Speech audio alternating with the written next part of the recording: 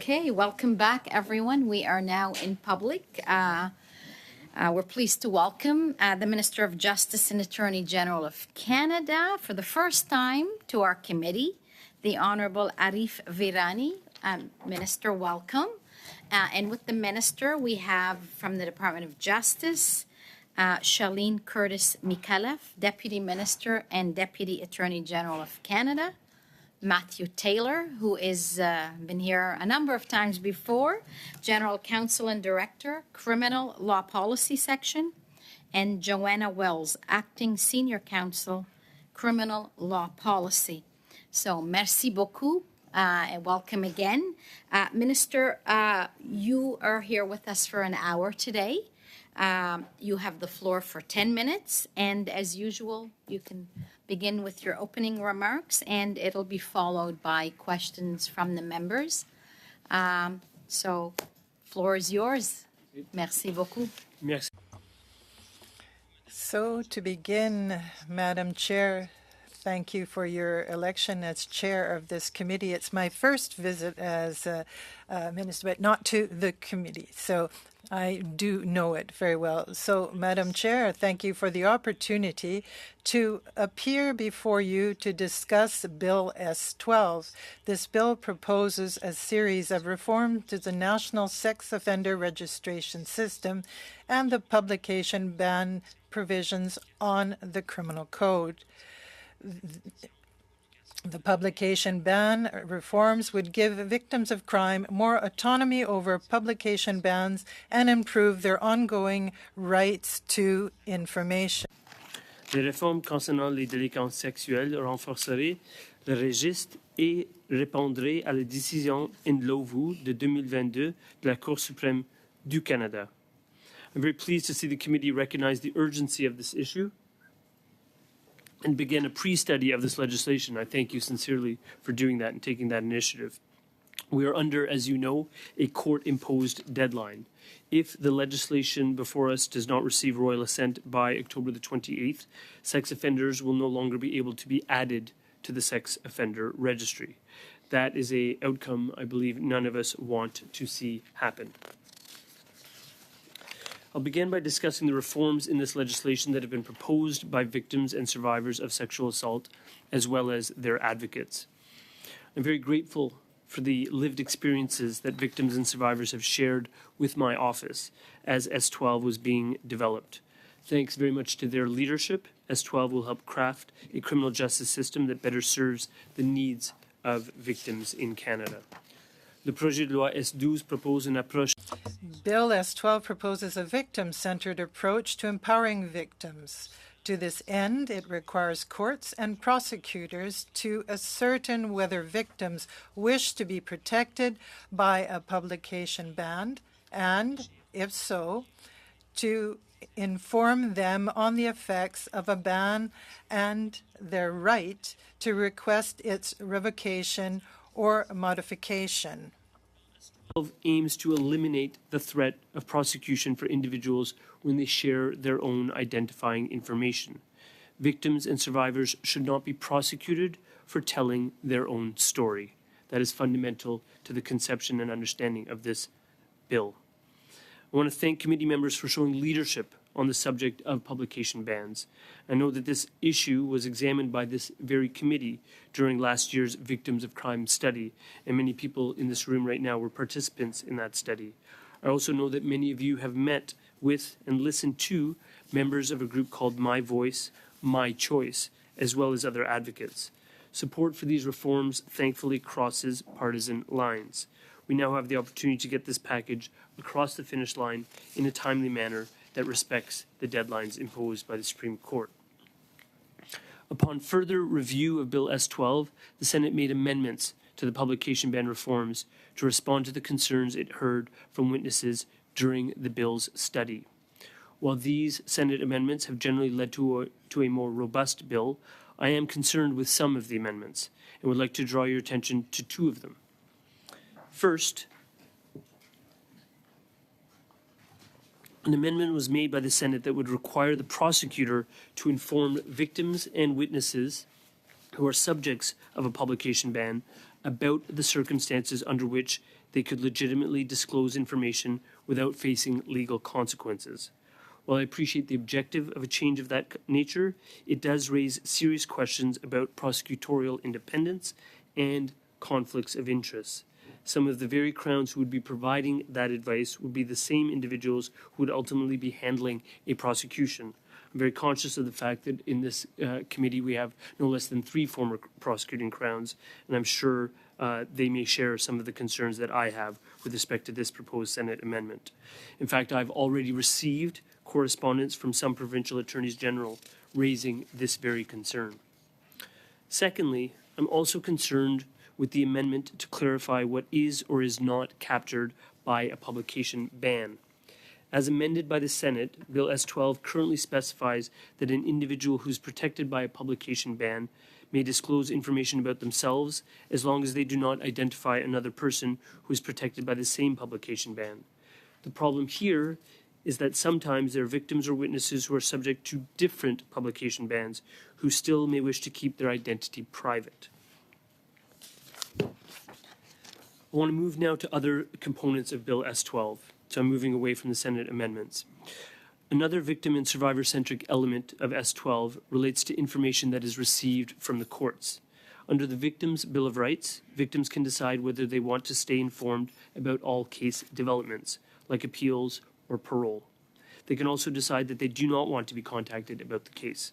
They have the right to move on and not to have to hear about it again.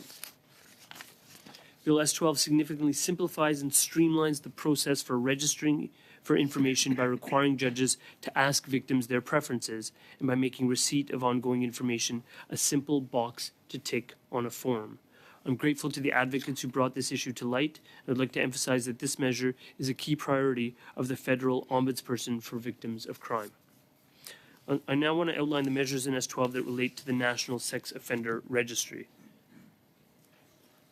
In response to the Supreme Court's decision in Lovu, Bill S-12 proposes to replace automatic registration with a presumption of registration, meaning that in order to comply with the registry must be imposed in all cases involving a sexual offense, unless the offender can show that registration would be grossly disproportionate or overbroad. However, the bill would retain automatic registration for 2 categories.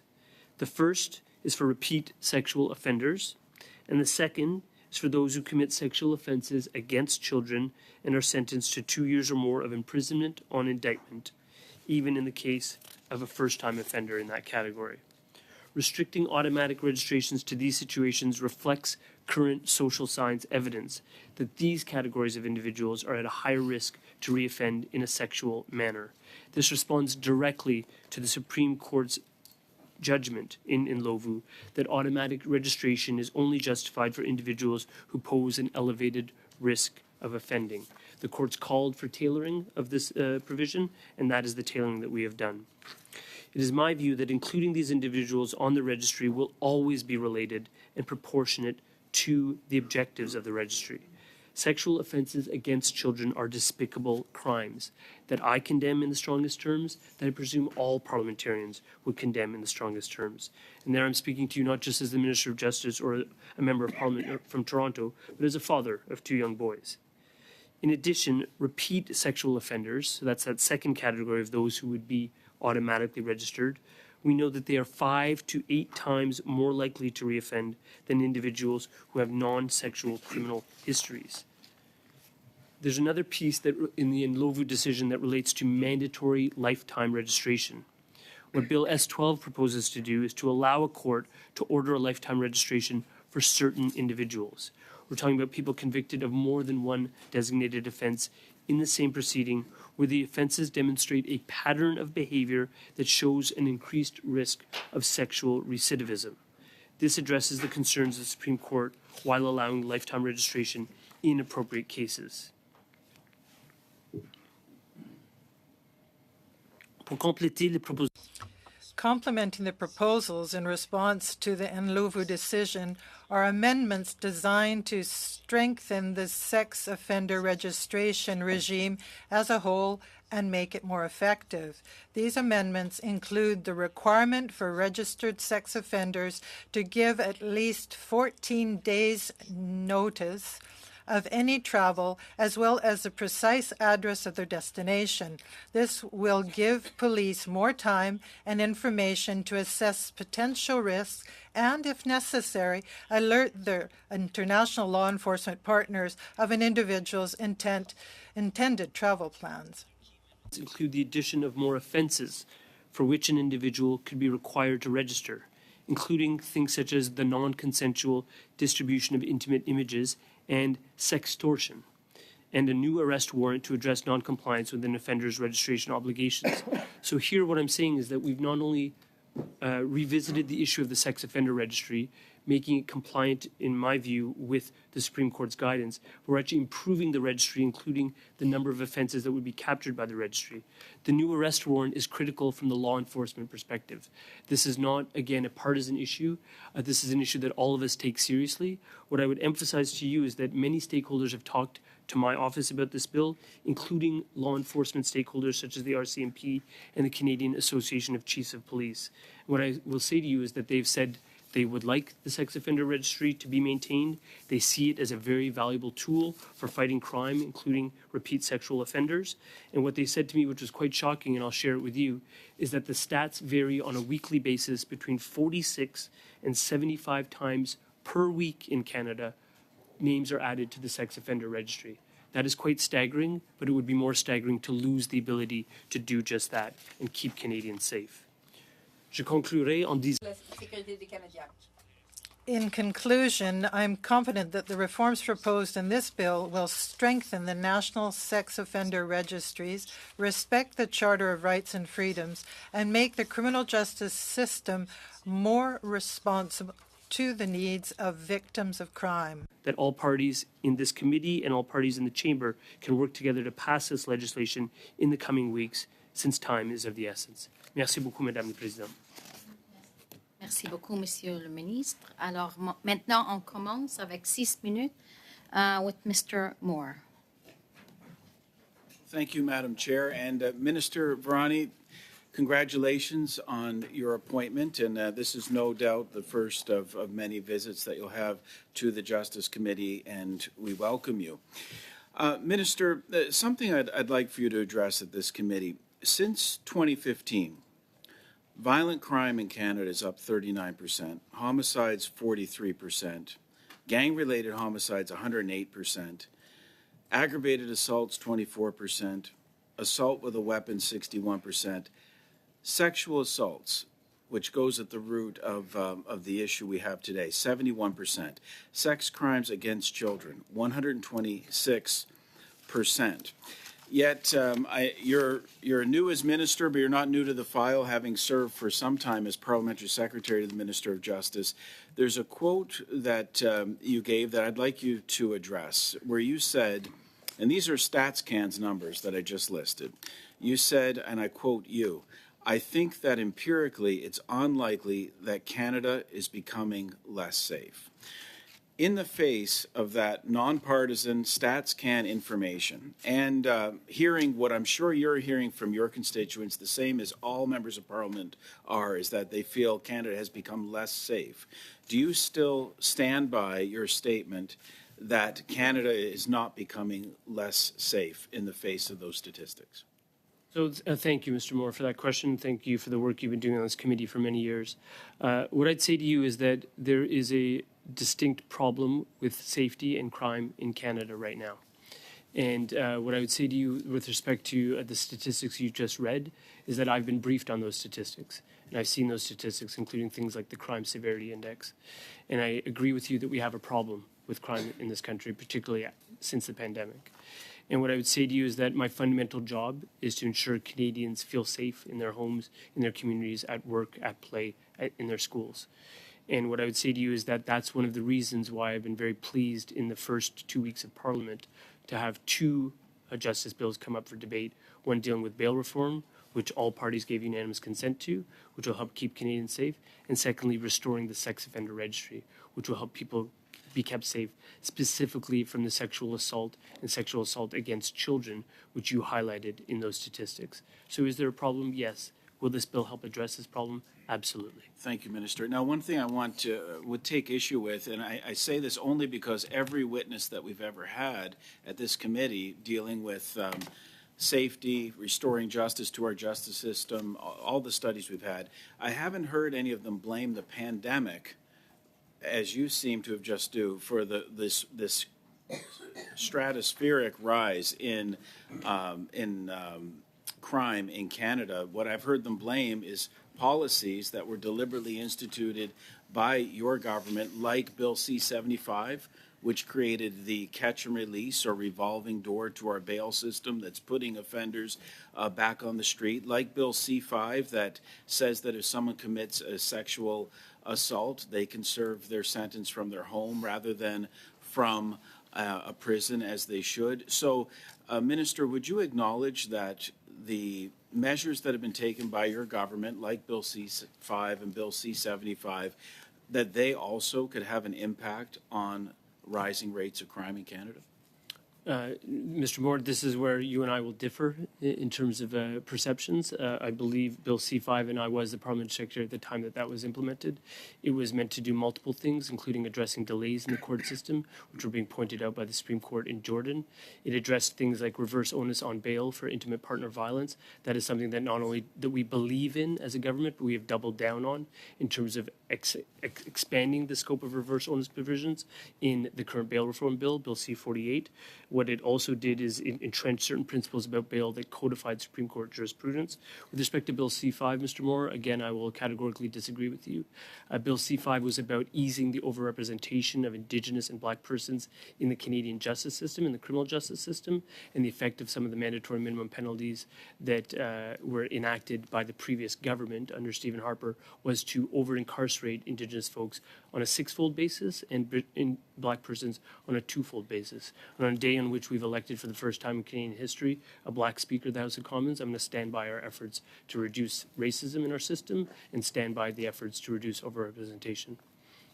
Minister, thank you. The decision that we're addressing here, the Supreme Court stated that someone who's on the registry, an offender, is 8 times more likely than than the general population to commit a sexual offense. And that is why mandatory listing in the sex offender registry of those that are convicted of sexual offenses and mandatory lifetime listing of those who have multiple offenses is so essential. It was a 5-4 decision.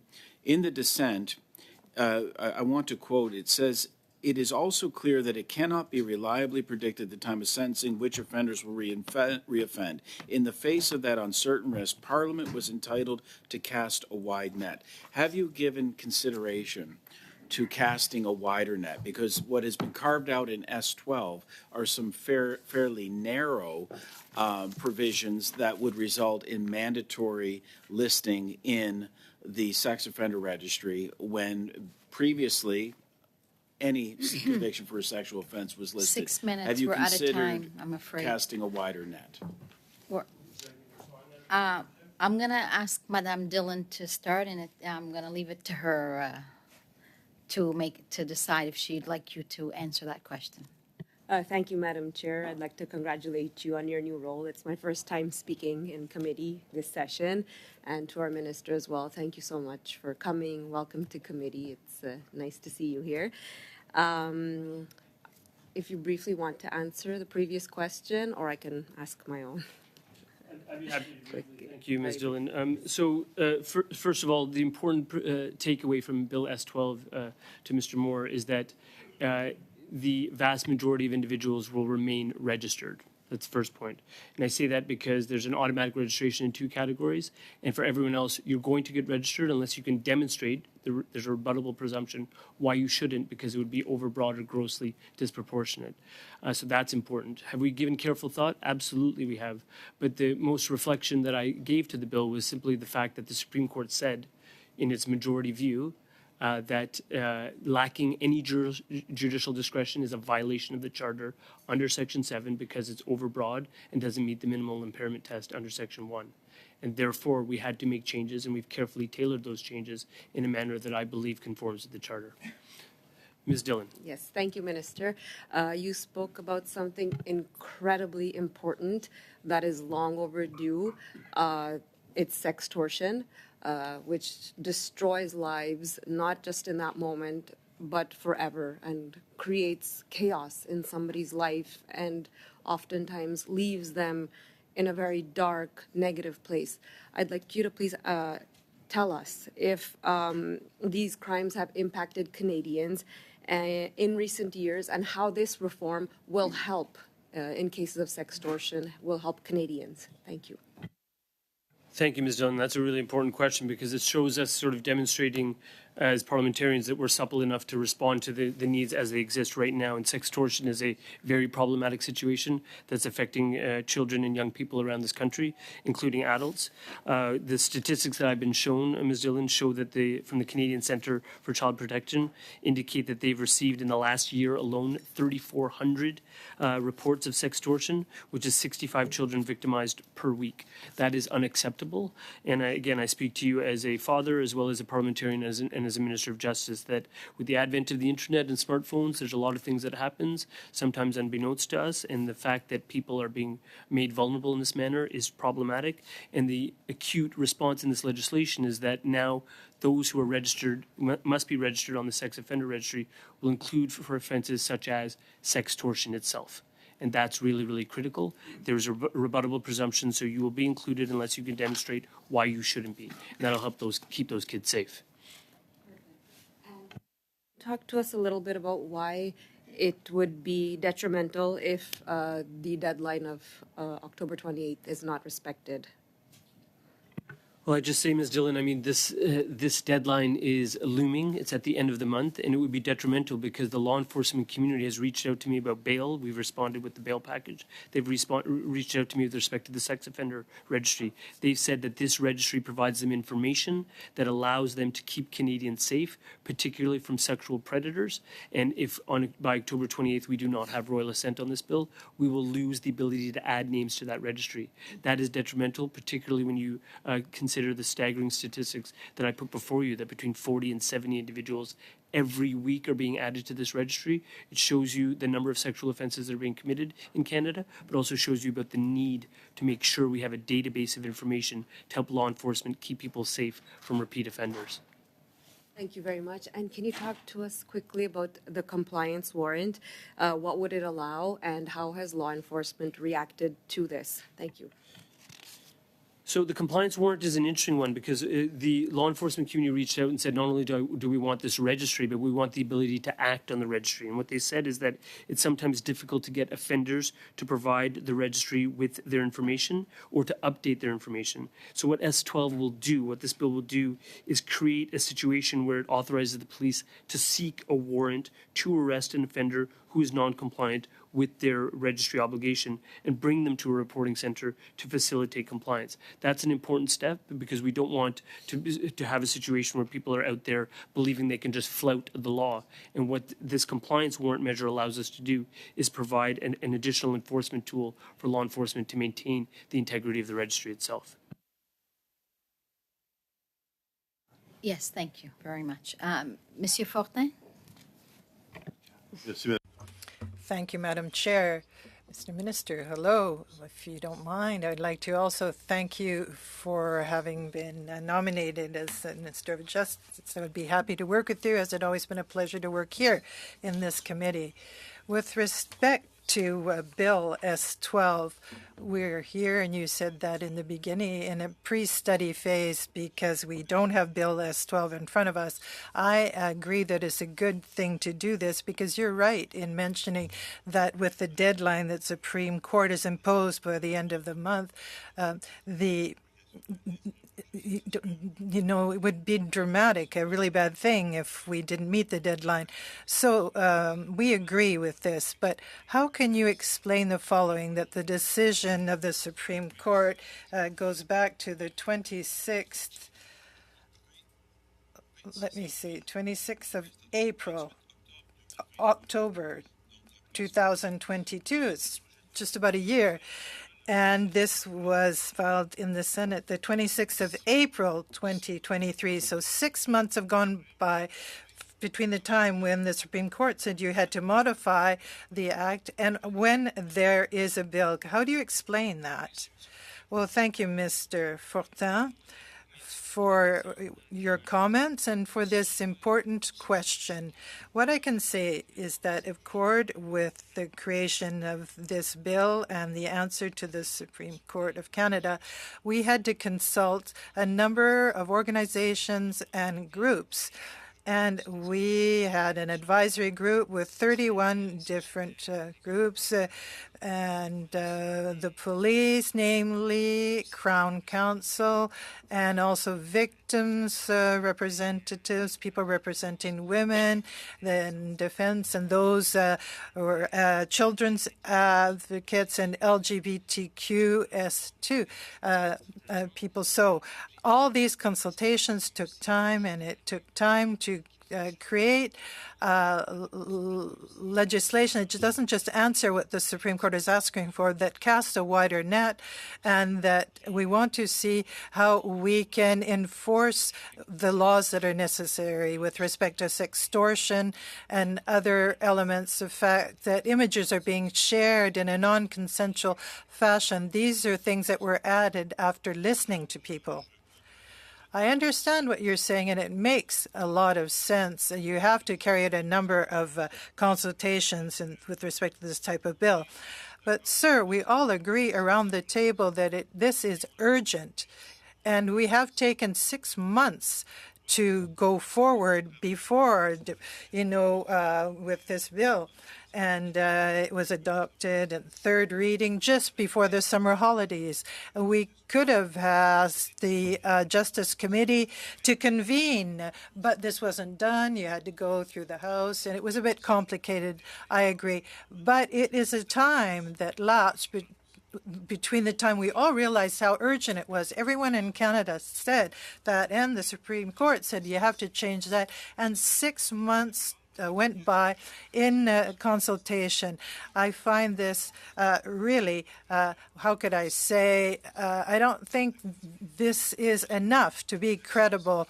I think that the government has sat back and not done enough for 6 months, and today we're rushing the Justice Committee to correct the fact that we were so lax. So, quickly, I have 2 minutes, I believe, but in your opening comments, you said that there would be a potential conflict of interest if Crown Counsel would have to inform victims on the consequences of the non-publication ban and any contravention. But this conflict is surprising to me.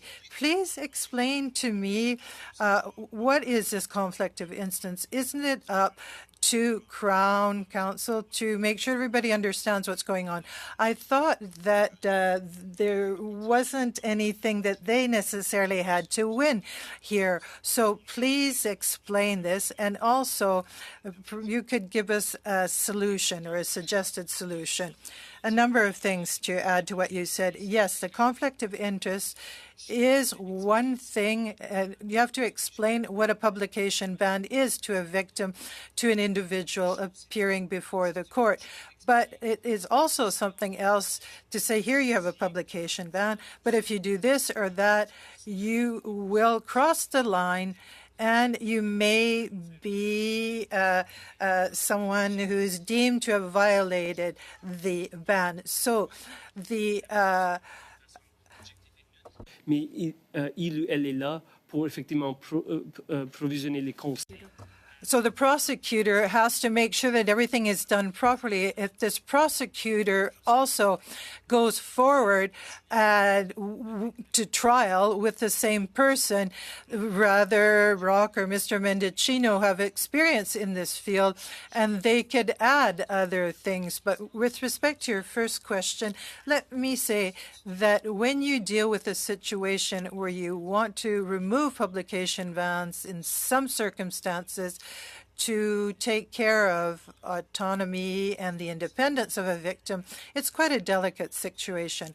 Why? Because we use publication bans to make sure we protect victims' interests, but to make sure that they have independence and the autonomy in order to make their own decisions. And in that context, you had to take more time with this particular bill. Thank you, Mr. Fortin. Thank you very much, Madam Chair. I certainly would like to welcome you to your role as chair in our first public meeting, and of course, echo the comments about welcoming the minister here today. And I know that his previous experience in the committee, I'm sure he'll be willing to come back and speak to us many more times. As a new minister, there's several things I'd like to talk to him about, like decriminalizing HIV non-disclosure, decriminalizing sex work, reform of extradition laws, and the bill that's before the House, C-40, miscarriages of justice. But I do accept the urgency with which we're dealing with S-12, so I'm going to limit my comments and questions to S-12 today.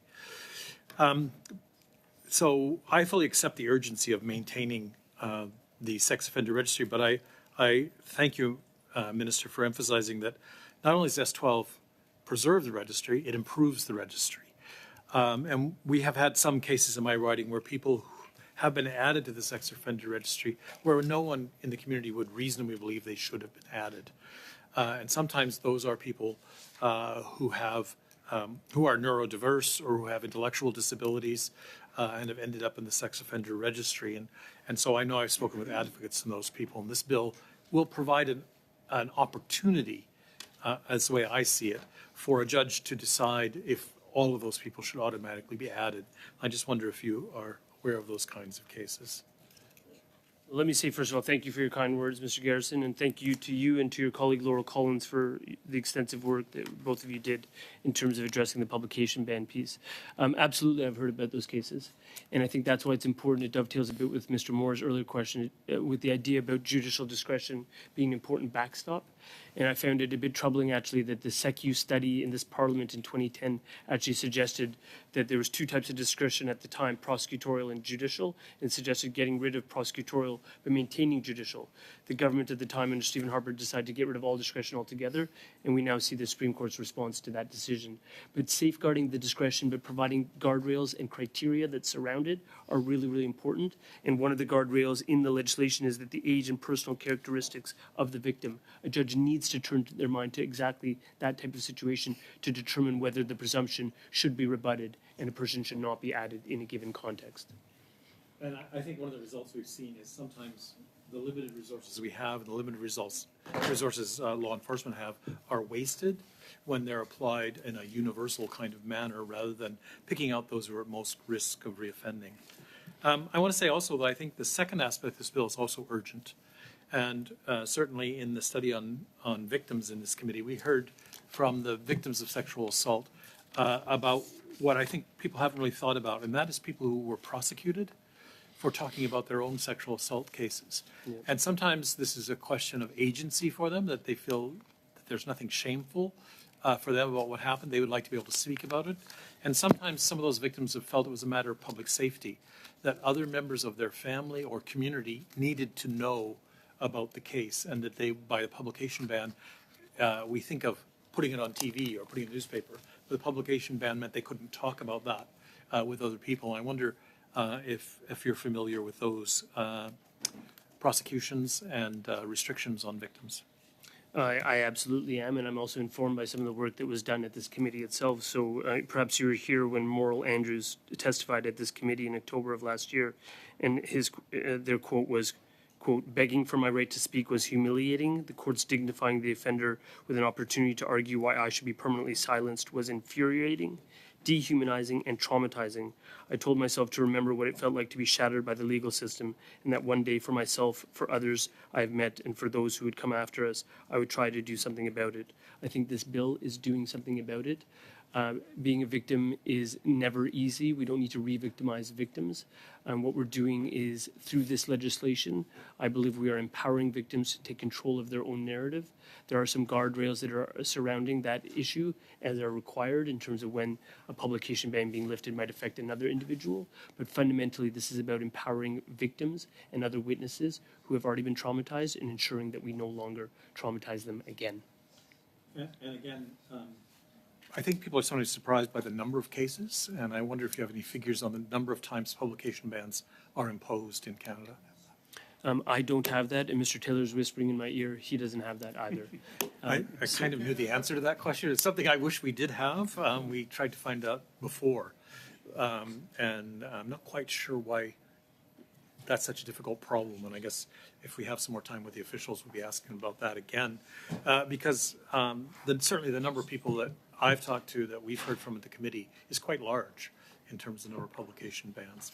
And most of those people argued that publication bans were really informed by an archaic view of sexual assault as being shameful to the victim. And therefore, there was an urgency that these bans not be imposed going forward. And so I wonder if you share that sense of not only is the sex offender registry urgent, it's also urgent that we make the other half of the changes in this bill.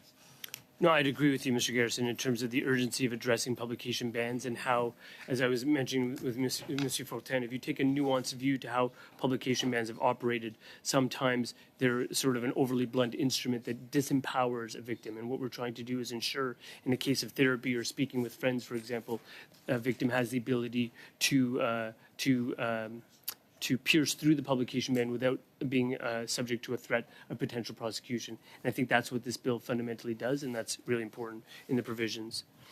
Thank you very much, Mr. Garrison, and to you, Minister, as well. We will now move into our second round for 5 minutes, and I will go to Mr. Caputo. Thank you, Madam Chair. Welcome to the role. Minister, welcome to your new role, and congratulations on your new role. Minister, you said at the outset sex offenses against children are despicable, and you condemn them in the strongest terms. I think we all would at this point. You've also spoken about S12 and its role in the protection of children. I take it then you would support the elimination of house arrest as a sentencing option for those who are convicted for sexual offenses against children?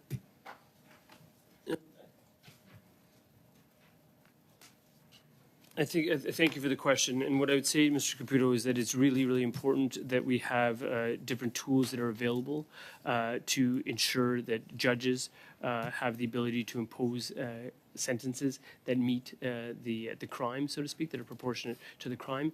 And I think what's important is that in instances, if I believe where you're going is this notion of a conditional sentence order are only available in very rare situations. So one would have to be sentenced to incarceration of less than 2 years.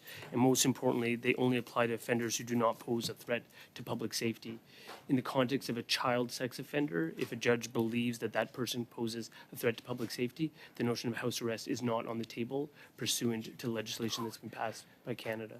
Well, Minister, I want to go back to that because you talked about the denunciation and the denunciatory elements, and you're talking about public safety. There's an element of justice here as well. You're talking about public safety, and we can talk about CSOs a lot here in the next few minutes. But strictly from a justice perspective, the person who is the victim of sexual offense, the child is literally imprisoned psychologically for life. Are you saying that that child who's imprisoned for life psychologically, that the punishment for the person who offended against them should be that they serve house arrest for under 2 years? Is that your position? That is not my position, and so I want to make sure that the record is clear. A person who has been convicted of a sexual offense against a child is actually subject to a mandatory minimum penalty, and therefore a conditional sentence order is not available to them. So the possibility of house arrest doesn't exist. I'm advised that by my officials. I beg. Okay, so if I have your position correct, your position is that a person cannot get a conditional sentence for a sexual offense against a child. Do I have that right? Child-specific sexual offenses are subject to a mandatory minimum penalty, which renders them ineligible for a conditional sentence order. That's my position. Okay, and those haven't been struck down. So let's say section 151 of the criminal code. And I'm thinking back to a case that I asked you about where a mother offended against a 7 or 8 year old child. And the judge reasoned that it was the first time that it happened and imposed a conditional sentence order after trial, so no mitigating value.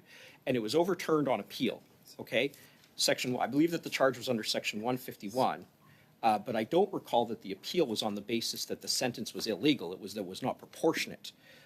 My understanding, and maybe the official can correct me, and I defer to Mr. Brock, but my understanding is that those a number of those mandatory minimums have been struck down. So is your position that a person cannot get a conditional sentence order under, say, section 151 of the code or section 271, sexual assault, if that is a sexual offense against a child? Is that your position? So I'm going to defer to Mr. Taylor with respect to the two provisions you just cited, but the broad-scale proposition about child sexual offenders is that people who are convicted with respect to a sexual offense against a child are subject to a mandatory minimum penalty, and anyone who's subject to a mandatory minimum penalty is not eligible for a conditional sentence order, such as house arrest. I think the important aspect to respond to you, Mr. Caputo, is that I share your concern about anyone who would commit a sexual offense against a child, which is why I want the sex offender registry restored, which is why we've been ensured to double down on the idea of a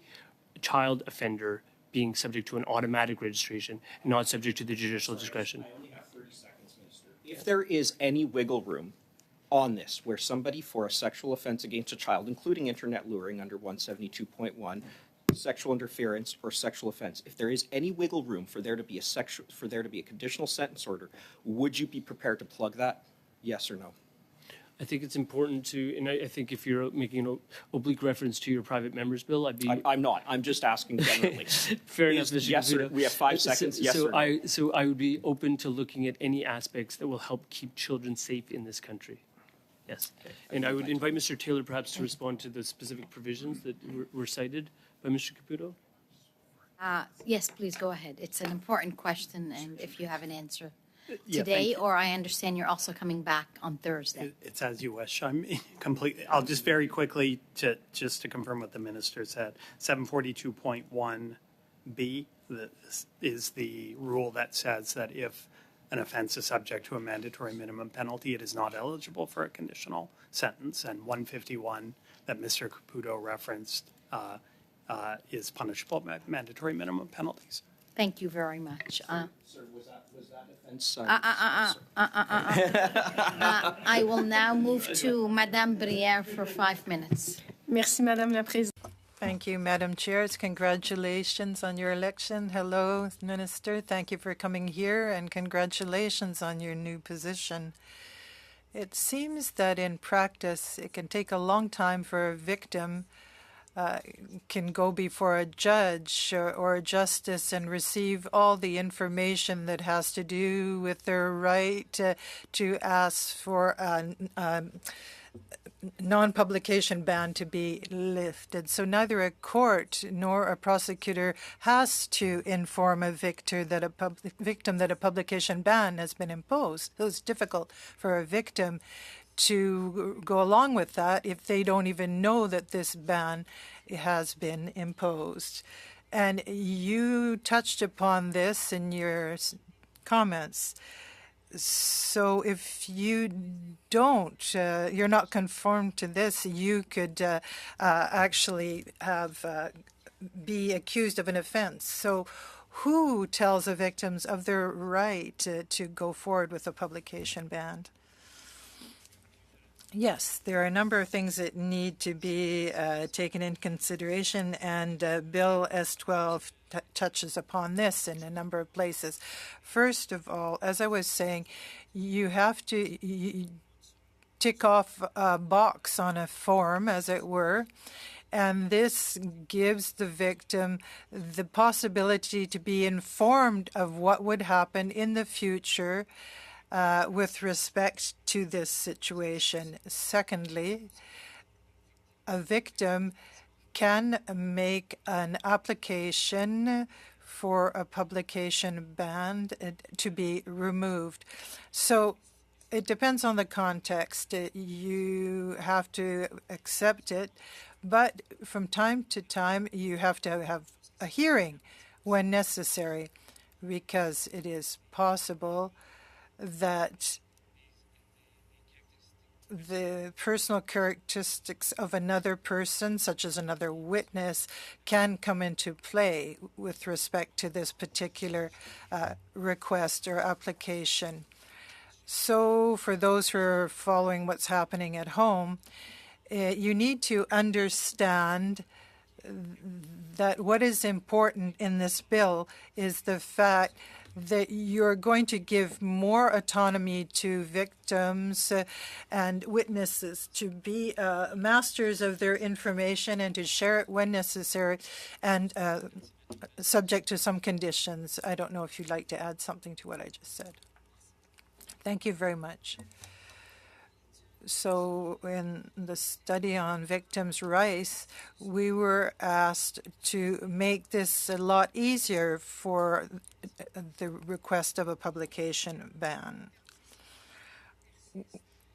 When there is a publication ban, does it apply to therapies or private discussions between friends? Because the victims have to respect the publication ban, even in this particular respect, therapy or more personal discussions. This is interesting because this touches on what the Senate suggested, 8 or 9 different things, but with some other that I mentioned in my comments. Where you really want to make it possible for the person to talk to their family or a professional or a therapist, perhaps, and with respect to what I understand from what the Senate said, is to possibly enlarge the disclosure that is possible. The information is disclosed for certain purposes, but not for any purpose. And that's what I was driving at avec mes remarques au début. Donc, c'est important. So it's very important to tailor the response accordingly. Mais aussi avec une relation avec. And with respect to therapists, that relationship is very important. It can also give the victim the possibility to start rehabilitating, but also to go forward. Requirements when people understand that they won't be subject to the blunt force of an overly comprehensive publication ban. Merci. Thank you. And the cancellation of the publication ban, can it be requested by someone else other than the victor, a spouse, a parent, or in the case of death, a child of this person who is now an adult, let's say? I don't think it can be put forward by the accused. It can be. I think you had a further clarification. C'est juste pour expliquer la Just to explain, the bill talks about the victim or the beneficiary. So it's not the accused, as the minister just suggested. Okay. Thank you very much, Madame Brière. We'll now move to 2.5 minutes avec Monsieur Fortin. Monsieur. Thank you, Madam Chair. Mr. Minister, earlier in my questioning, I asked for an explanation on this conflict of interest that stops Crown prosecutor from going forward and giving explanations about this. So what about any alternatives, anything else that can be done in committee? You were a member of the committee. You can remember that victims were saying they didn't know what were going on. They weren't aware that there was a ban, and they didn't know what the limits were of the ban and how they could get around this if they wanted to.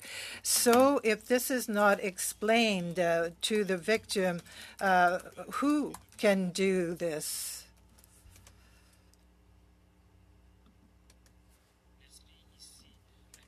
So in this bill, The judge needs to ask the prosecutor if the prosecutor has consulted with the victim and if they want a publication ban, or if the prosecutor has done their best to contact the victim. So you want it written in black and white in the law. Have you had that type of conversation with the victim? So the prosecutor, I'm sorry, I don't want to be impolite, but time is flying by. So you agree with the fact that the Crown prosecutor is going to explain to the victim, you can have a publication ban. Here are the limits, and all that will be explained to them. Yes, Mr. Fortin, but there are some provincial governments that told me that this fine, it's problematic with respect to a conflict of interest. You can talk to a victim, but you can give them legal advice with respect to what would or would not cross the line, and that crosses the line. I agree with you. But to explain what can be done to the victim, I think it's up to the Crown prosecutor to do this. You would agree with that because it's already in the bill. Thank you very much. Beaucoup, Monsieur Fortin. Vous avez 25 secondes.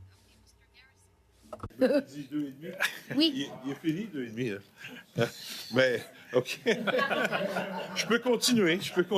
I can continue if you'd like. No, that it's up. You don't have any more time. Mr. Garrison now. Madam Chair, we've heard a couple times around the table today about what victims want from people. And I think if we listened carefully in our victim study, and if you look at the literature on victims, it's not always tougher sentences victims are looking for. And certainly in my previous work in criminal justice, it was almost always victims were looking for the same thing not happen to someone else. And so, Mr. Minister, I'd like you to talk about the two parts of this bill as they contribute to public safety through prevention of future offenses. Well, I think the prevention of future offenses piece is critical because it's in enhancing the agency and autonomy of a victim to come forward, where in a manner that complies with the law, that will empower people, particularly women, if we're being frank with the statistics, to share their stories with women, other women and children so that they can protect themselves. That's important. I think it's also important that people feel that if they're coming forward with entering into a criminal justice system that is sometimes fairly traumatizing just to enter into, if they feel a more welcome reception vis-a-vis their autonomy, their dignity, their ability to control their information, that can enhance reporting, which in and of itself is a good thing. It gives us a better handle on the situation. We share the concerns about crime generally, but it also gives us a better handle on how to address the situation. So I think there's multiple reasons why this could be beneficial if it's implemented correctly. But ultimately, it's about confidence in the criminal justice system, that it will be addressing the needs of victims. That is something I've heard a lot about from this committee in my previous incarnations. That is something we need to be attentive to. Great. Thank you, Madam Chair. I'll end my questions there. Thank you very much, Mr. Garrison. We will now go to Mr. Brock in 4 minutes. Thank you, Madam Chair, and thank you for all the witnesses in attendance. And let me use my brief opportunity here to publicly congratulate you, Minister, on your new role. Looking forward to having you appear on many occasions. So I want to start off by discussing the narrative of your government, sir, and some talking points that you yourself have used and your predecessor, David Lametti, has used to justify and selling, in my view, C-48 as an important piece of legislation to restore not only public confidence in the administration of justice, but to make our community safer. And I've heard repeatedly in the House that one of the hallmarks of C-48 is that you've listened. You listened to stakeholders. You listened to premiers. You listened to chiefs of police and presidents of police associations informing the specific language to tighten up the reverse onus provisions in the criminal code and to add to the reverse onus provisions in the criminal code. But you'll agree with me, sir, that it wasn't just the ask of additional reverse onus provisions as it relates to additional firearm offenses that these stakeholders were asking. There was actually a laundry list of other items that they asked for, that did not find itself into 48, and for lack of knowing what the agenda is from your department, I don't think there's any legislation that you're even bringing forward to contemplate encompassing the other asks. So with that being said, the provincial governments, the associations of police asked for a reform of Canada's bail system, a thorough review of Canada's bail system. They asked for a definition of serious prolific offender or repeat violent offender within the confines of 48. They specifically asked for bail hearings for serious firearm offenses should be heard by a judge as opposed to a justice of the peace, a judge of a provincial court and a superior court, and to strengthen obligations with sureties as well as consequences for failing obligations.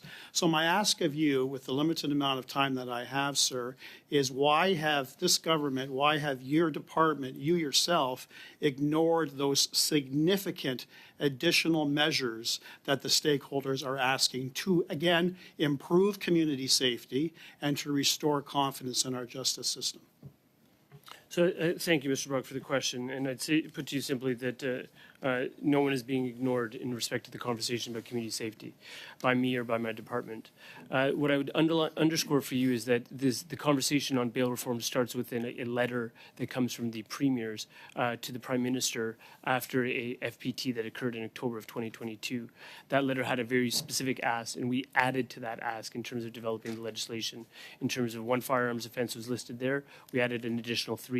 You and I share the same province, the province of Ontario.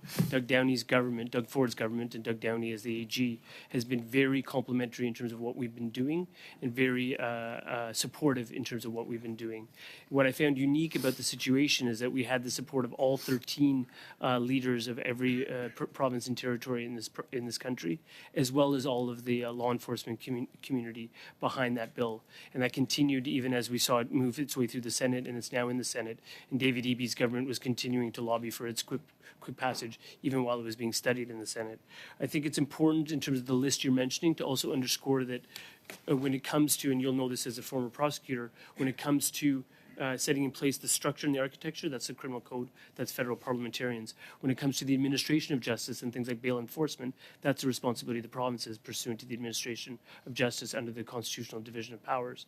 And what we've seen is we've put money in place, including $330 million for guns and gangs enforcement, that is helping provinces do exactly that. So there's some complementarity there, but in terms of my willingness to explore other options about keeping communities safe, as a guy who represents a riding in Toronto that has seen violence, particularly on the TTC, I'm committed to that. That is my fundamental duty, to keep Canadians safe. Bill C-48 goes in a direction that will do just that. It's an important piece of legislation that got all party support, which is a good thing. I think there's more areas of collaboration, and I'm willing to collaborate in those areas. So thank you very much for that. I'm now going to go to, you're out of time, Mr. Brock, for sure. To Mr. Housefather for 4 minutes. Félicitations, Monsieur le Ministre, pour votre nomination.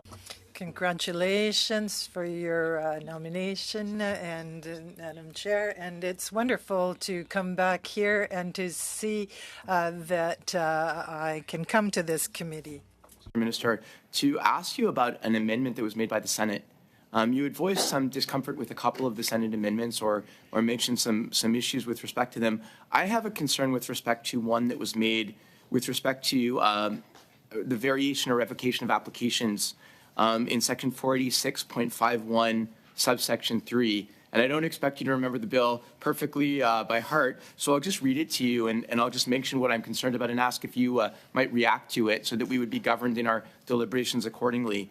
It now says, if the court is of the opinion that varying or revoking the order that is the subject of an application referred to in subsection 2 may affect the privacy interests of any person other than the accused who is the subject of any order prohibiting the publication in any document or the broadcasting or transmission in any way of information that could identify that person, the court shall hold a hearing to determine whether the order should be varied or revoked.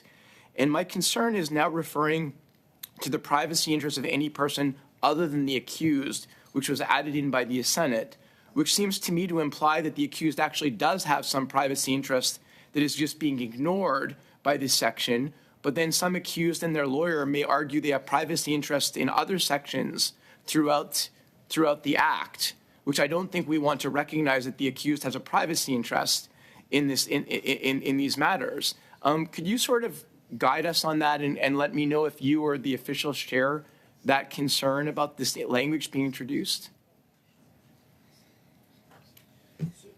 So I would say to you, Mr. Housefather, so duly noted, I think that it's important to take a close reading of the legislation, and I do share a concern if there's any ambiguity insofar as the target of this regime under S12 is meant to be the victims or witnesses, but to the exclusion of the accused. We are not concerned with the privacy interests of the accused here.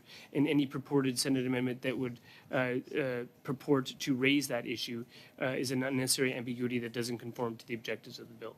Okay, thanks. That's just my feeling having read it. I think it creates an ambiguity and a doubt, because we're not talking about in the rest of the bill the accused's privacy interests, but there we're saying that irrespective of them, I mean, it seems to imply that there is a privacy interest. So thank you. I'm sure my colleagues and ourselves can discuss that. I appreciated Mr. Garrison's previous question asking for some numbers. I'm sure you don't have this number, but I was wondering, on average, how many people are transferred to Canada under the International Transfers of Offenders Act to serve their sentences for a criminal offense committed abroad that's sort of mentioned in this act? Do we have any idea how many people this actually affects that are designated, that have committed designated offenses, including in Section 490.00011 of the Code? Okay, so my officials advised me that we do not have that data. We could ask the Minister of Public Safety if that might be available from him or his department, but we could endeavor to provide that with you if that material is available. I'll say anecdotally that the provisions that relate to sort of sex offenders on the registry and potential travel for 14 days to a different location has been very well received by our American counterparts. So Attorney General Garland and the Secretary Mayorkas have indicated that they are very appreciative of this effort to keep our continent safer from sexual predators. Totally agree, and I just will end by saying I very much appreciated your answer to Mr. Brock before about your commitment to keeping people safe, children safe, victims safe, because I think that's all of our commitment from all parties, and I appreciate what you said. Thank you very much, everyone. That concludes the time with you, Minister. Thank you very much for sharing the information and knowledge and expertise you have with respect to this bill. We will adjourn, but before we do, next meeting, I will say that the officials will be returning for the first 1 hour, and then second hour will be witnesses. Thank you very much, and have a pleasant evening, everyone. Merci beaucoup.